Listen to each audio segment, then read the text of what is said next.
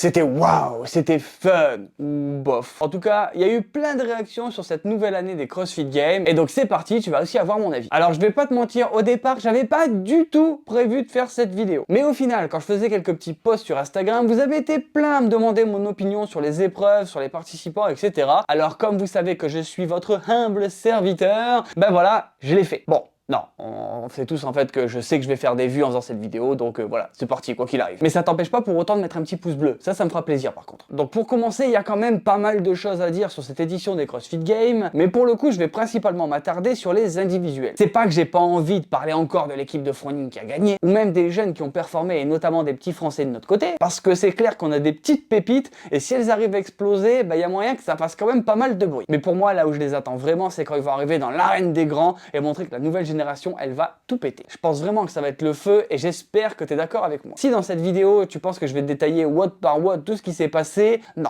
je vais pas faire comme ça parce que littéralement je trouve ça super chiant, donc on va faire mieux et je vais te parler surtout des temps forts et de ce que j'ai retenu et mon avis à propos de tout ça. Maintenant qu'on est au clair avec tout ça, faut juste que je te dise que oh bordel comme c'était stylé cette année la prog. Il y a vraiment eu à mon sens une pléthore de nouvelles activités, de nouveaux formats et je trouve que c'était vraiment super intéressant à regarder et surtout si on prend 2 secondes pour se remémorer l'épreuve du Capitole parce que le cadre était génial. Alors après, le professionnel de l'image qui est en moi a un petit regret, c'est qu'en fait il y avait tellement de soleil et d'ombre que en fait en vidéo quand tu le regardais, c'était pas super joli, mais ça, c'est pas de leur faute, hein, c'est juste dû aux conditions climatiques. Mais en tout cas, franchement, énorme. Tout ce que ça a mis en avant sur les athlètes, ça a eu de la force, de l'endurance. Enfin bref, en vrai, c'était vraiment pour moi la meilleure épreuve de cette année. Et ben voilà, n'hésite pas toi aussi à me donner ton avis là-dessus. Ce que j'ai envie de souligner aussi cette année, c'est qu'effectivement, comme d'hab, il y a eu des barres, il y a eu des barres lourdes, mais pour moi, c'était pas du tout le point central. Il y avait quand même énormément de cardio avec le vélo, le run, etc. et beaucoup de gym avec des nouveaux mouvements et des petits délires, genre leur saut croisé là.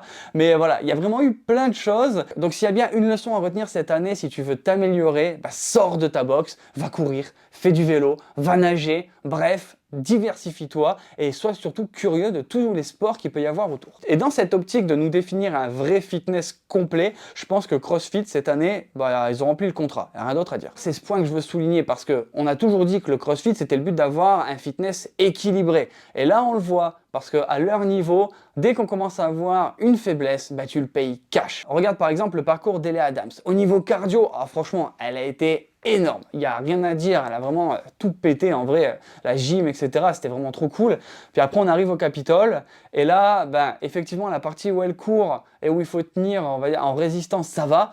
Par contre, on va lui donner un truc lourd, ben, je pense que c'est encore un truc à travailler. L'avantage, c'est qu'elle est jeune, elle a d'énormes progrès à faire et elle va les faire, je pense. Et c'est vraiment une athlète, je pense qu'il faut suivre parce qu'en vrai, elle a tellement une marge de progression, elle a tellement un énorme niveau actuellement, je pense qu'elle peut vraiment arriver sur le podium très très rapidement.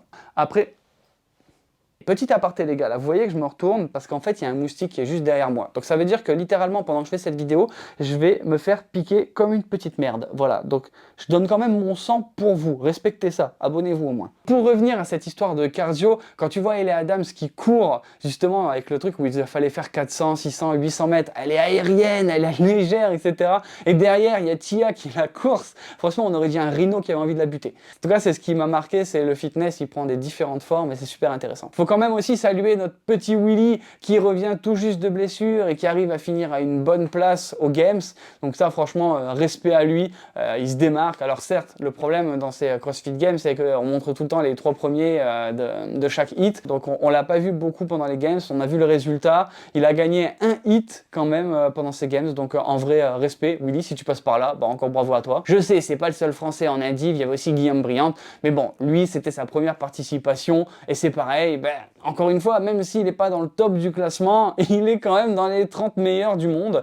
Donc en vrai, est-ce qu'à un moment on peut les critiquer ou pas? On a juste envie de leur dire, les gars, continuez à vous entraîner dur comme ça et représentez-nous encore une fois parce que bah, votre parcours il est juste trop cool. Ce que je retiens quand même, c'est que maintenant ça fait 2 ans qu'on est dans l'ère post-Fraser et il commence à y avoir un vrai élan de nouveauté, des nouveaux athlètes qui pointent le bout de leur nez et surtout ça se bat un petit peu plus et on a vu cette année bah, qu'en fait le podium il se disputait vraiment vraiment. Du côté des femmes, bah, Tia, comme d'habitude, elle a boxé les suivants, mais là aussi, elle a dû avoir un petit souffle frais qui est arrivé derrière son oreille parce que bah, elle n'a pas dominé tout le temps, et notamment, bah, il y a Mallory O'Brien qui était vraiment bah, derrière elle, et pour son âge, oh, la perf qu'elle fait. Alors après, il y a Laura Horvath aussi, mais c'est voilà, des athlètes qui sont encore dans une marge de progression. Tia, c'est un peu le dinosaure maintenant en fait, parce qu'avec toutes ces victoires, on se dit qu'un jour elle va faire comme Matt Fraser, elle va arrêter. Donc bah, j'espère vraiment que ça va relancer tout ça. Et de toute façon, encore une fois, qu'est-ce qu'on peut dire de leur performance, parce que bah, elles sont énormes, enfin, il n'y a rien à dire. Je pense d'ailleurs que ça doit remuer pas mal dans le cerveau de Tia actuellement, parce qu'effectivement elle a gagné, mais elle doit se dire là vraiment qu'il faut prendre une décision, mais surtout pas se reposer sur ses lauriers, parce que ça pourrait vite lui causer un petit peu du tort. Du côté des mecs, bon bah Medeiros, il gagne la deuxième fois le titre de Fittest Man on Earth, donc ça c'est cool, mais c'est vrai qu'il n'a pas gagné avec 3000 points d'avance, notamment grâce au retour du Man of the Redemption, j'ai nommé Ricky Guerrero. Ouais, oui, faut en parler. Tu t'en doutes. Parce que je sais que concrètement, c'est la partie de la vidéo que t'attends le plus. Alors pour être honnête, déjà j'avais fait une vidéo sur Ricky il y a quelques temps, mais je vois deux problèmes là-dedans. J'ai aucun souci avec le fait de, ok, j'ai fait des conneries, je reviens dans la compétition, j'ai purgé ma sentence, donc c'est bon, maintenant on repart à zéro. Sauf qu'en fait, bah tu repars pas à zéro mon gars. Le problème en lui-même, c'est pas Ricky, c'est les valeurs que CrossFit met en avant en disant ok c'est bon tu peux revenir. Tu le sais, c'est très américain ça, oh là là le mec il dit qu'il a eu tort, voilà la rédemption, il revient sur le devant de la scène, regardez c'est celui qui a appris de ses erreurs, qui fait un comeback, qui arrive au podium, oh, c'est trop bien la belle histoire. Sauf qu'en fait je suis pas d'accord, c'est pas une belle histoire, parce que déjà le dopage, bah, ça change qui tu es. Même si tu vas perdre une grosse partie des effets quand tu t'arrêtes, bah, y a des choses qui ont changé dans ton corps. Je veux dire, quand tu fais de la muscu, on te le dit, on te dit si un jour tu prends des stérols, ça sera plus jamais pareil. Et ben pourquoi? Parce que c'est du crossfit, ça va être différent. Non, ça change rien. Faut arrêter de faire des analogies en mode oh mais non, ça va, il est revenu comme avant. C'est pas vrai. Et donc ça, tout le monde le sait. Mais le fait de le voir revenir, ça veut un peu dire ok mon gars, t'as fait de la merde, bon bah t'as été patient, on t'autorise. C'est pas grave si t'es un peu meilleur que les autres, vas-y. De toute façon, t'as dit que t'étais désolé. Non, ça marche pas comme ça. Après, il y a des choses que je peux pas dire en vidéo, tu le sais bien, parce que j'ai pas encore envie de me prendre un procès.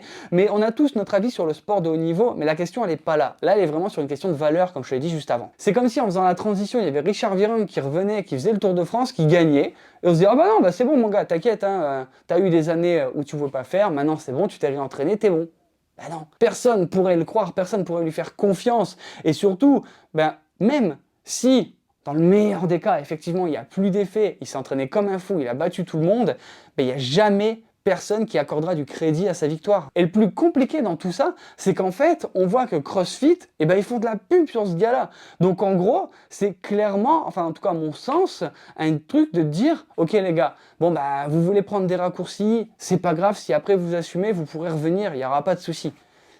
Je suis pas d'accord. Pour moi, c'est pas la valeur qu'on te dit faut avoir un fitness, faut devenir la machine. C'est tu te modifies et en fait, il n'y a pas de problème à partir du moment où tu acceptes ta sentence. Deuxième petit aparté pour notre cher ami Krenikov, tu sais, le mec qui vient de Russie. Il faut pas le dire parce qu'après sinon on se fait taper dessus. Le mec en vrai, il arrive sur le podium et j'ai juste envie de lui dire bravo mon gars, parce que il a eu des problèmes de visa, il a même pas le droit de prendre son drapeau sur le podium. Alors certes, on est dans un problème politique, mais est-ce que les athlètes doivent subir les problèmes de leur gouvernement? C'est un autre débat. Si tu veux, on en parlera en commentaire, donc n'hésite pas à donner ton avis là-dessus. D'ailleurs, en vrai, j'ai vraiment envie de la voir. Et du coup, je pense que le fait qu'il soit sur le podium, bah, ça a dû en faire chier plus d'un quand même. La petite ironie du sort. Enfin, une autre petite remarque sur un mec qui a définitivement changé de nom au cours de ces games. Enfin, moi, je le connaissais pas avant, c'est Matthews, qui du coup maintenant s'appelle Crop Tops. Voilà. Donc, c'est quand même fun parce qu'on te file des t-shirts genre comme ça, qui coûte 30, 40, 50 balles, et lui il les découpe comme ça, nos limites, nos problèmes. Moi perso je sais pas, mais je le ferai pas. Mais après c'est comme il veut, hein. Medeiros il a son mulet, d'ailleurs il pourra jamais se couper les cheveux je pense, et lui il a son crop top.